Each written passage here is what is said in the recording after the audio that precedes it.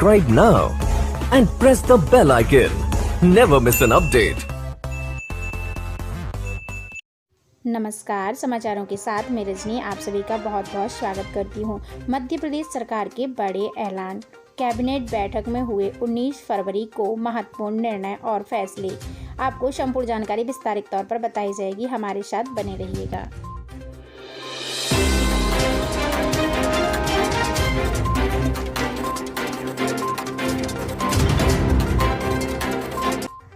मध्य प्रदेश की मुख्यमंत्री शिवराज सिंह चौहान जी ने आज अमरकंटक में गायत्री और सवित्री सरोवरों का निरीक्षण किया।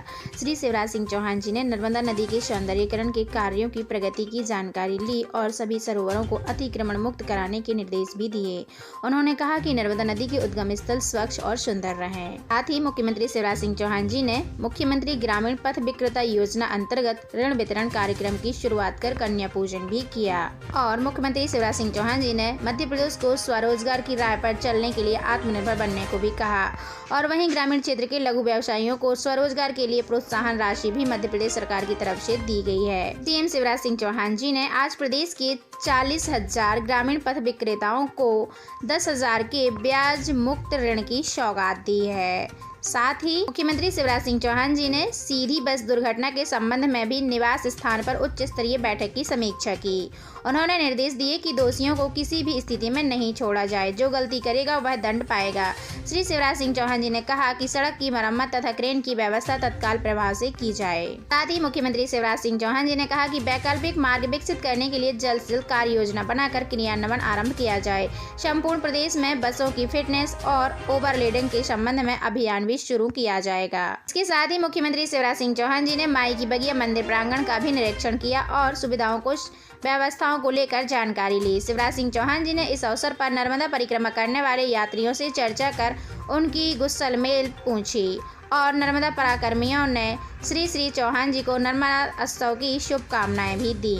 और पवित्र नगरी अमरकंटक में माई की बगिया में सहपत्नी मां की नर्मदा की पूजा की, अर्चना की और प्रदेशवासियों की खुशहाली और समृद्धि प्रगति की कामना भी की गई। साथ ही मुख्यमंत्री शिवराज सिंह चौहान जी ने अमरकंटक में गायत्री और सवित्री सरोवरों का भी परीक्षण किया।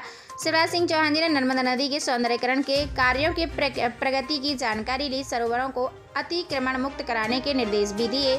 उन्होंने कहा कि मां नर्मदा का जल उद्गम स्थल जो है स्वच्छ रहे, सुंदर रहे। साथ ही पवित्र जल से प्रदेश की धरा को धन्य करने वाली मां नर्मदा जयंती की पूर्व संध्या पर भी अमरकंटक में स्थित उनके मंदिर की सजावट का देखने के लिए मन अद्भुत है। मां के चरणों में मुझे सदैव आध्यात्मिक और सुख की प्राप्ति होती रही है। मैया की कृपा सदैव ऐसे ही प्राप्त होती रहे, यही कामना है। हर हर नर्मदे। साथ ही मुख्यमंत्री शिवराज सिंह चौहान जी ने कहा कि मैं नर्मदा जयंती के दिन से एक संकल्प ले रहा हूं कि हमने तय किया था कि पेड़ लगाए जाएंगे और मैं एक साल में एक रोज हर रोज लगातार एक पेड़ लगाऊंगा और अमरकंटक से उसकी शुरुआत करूंगा। दिनचर्या पेड़ लगाने के साथ शुरू होगी। आप भी साल में एक बार पेड़ जरूर लगाएं। साथ ही मां नर्मदी उद्गम स्थल अमरकंटक में आयोजित किए जा रहे नर्मदा महोत्सव नर्मदा जन्मोत्सव 2021 माई की बगिया पर मां नर्मदा की महाआरती में मुख्यमंत्री शिवराज सिंह चौहान जी और उनकी पत्नी शामिल हुए। साथ ही मुख्यमंत्री शिवराज सिंह चौहान जी ने कहा कि जो सीधी बस दुर्घटना हुई है उसके बाद सभी शहरों में मध्य प्रदेश के सभी शहरों में जो है जांच अभियान को शुरू किया जाएगा। जो गलती करेगा उसको दंड मिलेगा। और इसके साथ ही मुख्यमंत्री शिवराज सिंह चौहान जी ने कहा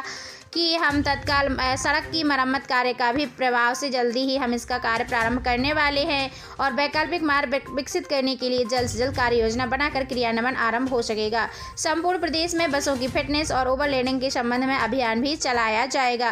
पूरे प्रदेश में घाटों, दुर्गम मार्गों, खराब सड़कों का सर्वे भी किया जाएगा और दुर्घटना संभावित क्षेत्रों में आवश्यक उपाय भी किए जाएंगे। इसके साथ मुख्यमंत्री शिवराज सिंह चौहान जी ने कहा कि मध्य प्रदेश की जनता के लिए हमने जीने के लिए रोटी, कपड़ा, मकान, पढ़ाई लिखाई व दवा का इंतजाम भी कर दिया है। रोजगार होगा तो यह सब संभव होगा। रोटी के इंतजाम के साथ हम अगले 3 सालों में हर दिन गरीब का अपना पक्का मकान देंगे और हम इसके लिए सदैव से प्रयत्नशील भी रहेंगे। साथ ही मुख्यमंत्री शिवराज सिंह चौहान जी ने कहा कि प्रदेश के 26 लाख ग्रामीण घरों में हमने 31 मार्च तक नल कनेक्शन देने का लक्ष्य भी पूरा करने का संकल्प रखा है। आने वाले 3 सालों में 1 करोड़ नल कनेक्शन देकर घरों में शुद्ध पेयजल पहुंचाकर हम बहनों के जीवन को सुगम बनाएंगे।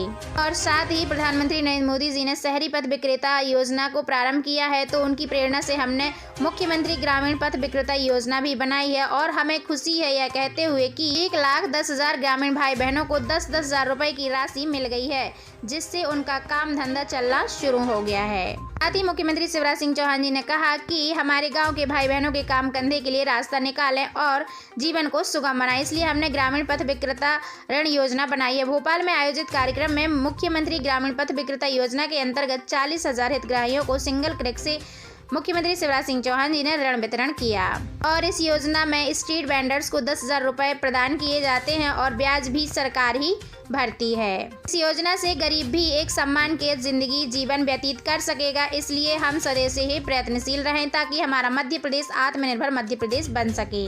इसके साथ ही मुख्यमंत्री शिवराज सिंह चौहान जी ने कहा कि देश की बेटी, सतना की बेटी, हमारी बेटी, मैंने बिटिया के इलाज के लिए 5 लाख रुपए का प्रावधान किया है, निर्देश दिया है, प्रशासन उसे संपर्क कर कार्यवाही कर रहा है। साथ ही मुख्यमंत्री शिवराज सिंह चौहान जी ने कहा कि मध्य प्रदेश में जो सीधी बस हादसा हुआ है उसमें जो कुमारी शिवरानी के द्वारा 7 लोगों की जान बचाई गई है और उनके भाइयों के द्वारा, तो उन तीनों लोगों को मुख्यमंत्री शिवराज सिंह चौहान जी के द्वारा 5-5 लाख रुपए की राशि से सम्मानित भी किया गया है और साथ ही परिवारजनों को जो है 5-5 लाख रुपए दिए गए हैं मृतकों के परिवार वालों को और केंद्र सरकार की तरफ से 2-2 लाख रुपए दिए गए हैं। इस तरह से मृतकों के परिवार को 7 लाख रुपए दिए गए हैं तथा जान बचाने वाली शिवरानी और उनके भाइयों को मुख्यमंत्री शिवराज सिंह चौहान जी के द्वारा 5-5 लाख रुपए की राशि सम्मान के तौर पर दिए गई है उनके इस बहादुर कार्य के लिए।